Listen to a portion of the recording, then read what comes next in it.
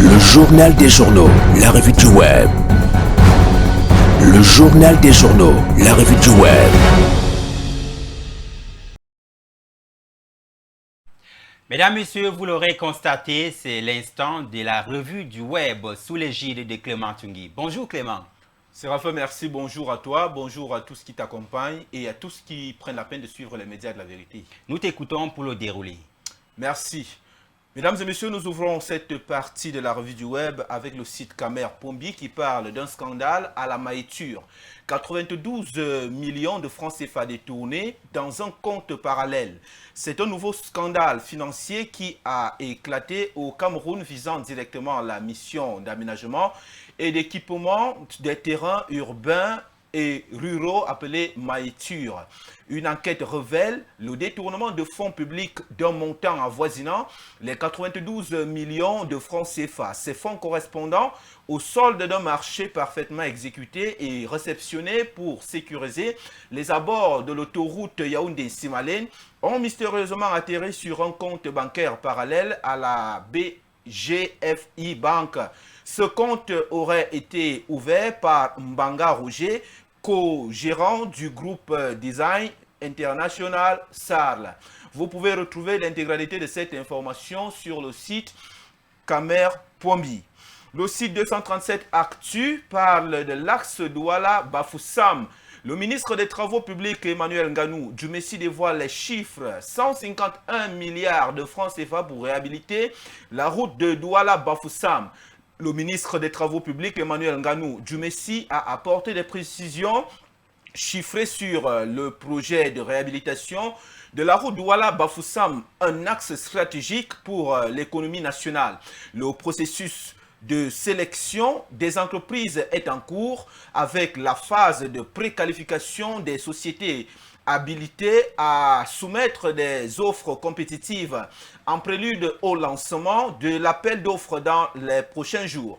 Le projet structure en 3 lots, Bekoko, Penja, de distance de 70 km, Penja, pont du Nkam de 77,7 km, pont du Nkam à Banjoun de 71,2 km pour un coût global estimé à 229,93 millions d'euros, soit environ 151 milliards de francs CFA. Retrouvez également l'intégralité de cette information sur le site 237 Actu. Mesdames, Messieurs, nous poursuivons la revue du web de ce matin avec le site Le Blé de Parle qui fait état d'un chauffard ivre qui a semé la panique et le chaos à l'entrée de l'université de Tchang. L'effroi a saisi hier matin la ville de Tchang, la ville universitaire de la Ménois. Aux environs de 8 heures du matin, un véhicule qui a quitté l'enceinte de l'institution, défonçant brutalement le portail principal. Dans sa course folle, l'engin a percuté de plein fouet plusieurs mototaximens. En attente des clients, le véhicule a stoppé finalement sa trajectoire devant l'établissement. Selon les informations recueillies par nos confrères du site Le Blé de Parle, l'état du conducteur explique cette perte de contrôle total. Le chauffeur aurait consommé de l'alcool. Les blessés reçoivent actuellement des soins intensifs. Une enquête est ouverte par les autorités locales pour rétablir les responsabilités civiles et pénales de cet accident qui pénalise ce secteur névralgique de la cité universitaire.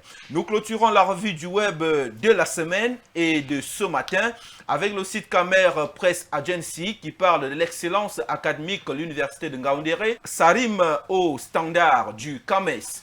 Le recteur de l'université de Ngaoundéré, le professeur Mamoudou Abdoul Moumini, a pris part le 5 janvier dernier à un atelier de haut niveau sur le renforcement des capacités des commissions institutionnelles. Présidée par le ministre d'État, ministre de l'Enseignement supérieur, cette rencontre marque donc un tournant dans la préparation des candidats camerounais au concours d'agrégation et au programme du Conseil africain et malgache pour l'enseignement supérieur.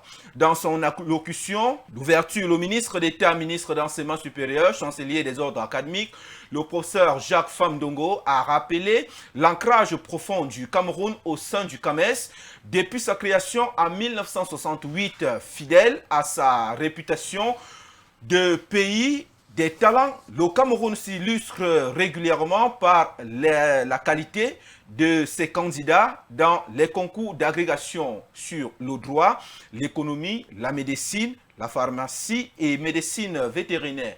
Vous pouvez également retrouver l'intégralité de l'information sur le site Camer Presse à Gency. Vous restez avec Séraphin pour la suite du journal.